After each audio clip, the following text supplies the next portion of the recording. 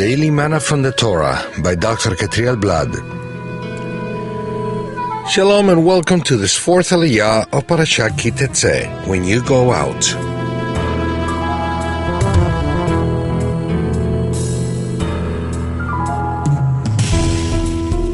We find this aliyah in the book of Deuteronomy chapter 23 verse 7 all the way to verse 24. Today we'll be covering verses 9 through 14. They read as follows. When you are encamped against your enemies, then you shall keep yourself from every evil thing. If any man among you becomes unclean because of a nocturnal emission, then he shall go outside the camp. He shall not come inside the camp, but when evening comes, he shall bathe himself in water, and as the sun sets, he may come inside the camp. You shall have a place outside the camp, and you shall go out to it. And you shall have a trowel with your tools, and when you sit down outside, you shall dig a hole with it, and turn back and cover up your excrement, because the Lord your God walks in the midst of your camp, to deliver you and to give up your enemies before you.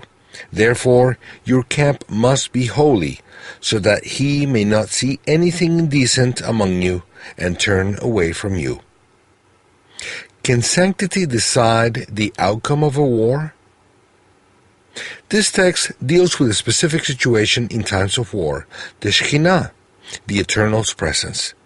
And that has to be with Israel's army, so that they can defeat their enemies. Israel's wars depend on the divine presence. For the Shekhinah to manifest, the army must live in a very high state of sanctity, which includes ritual and also physical purity. The Torah says that the ritual uncleanness caused by ejaculation as well as defecation within the camp is something evil. For Hashem to be able to save us from danger, we have to live irreproachable lives so that Satan can't approach them.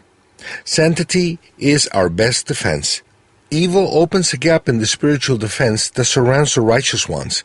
Therefore, when there's a struggle in our lives, we have to be extra careful so that the enemy has no reason to accuse and harm us.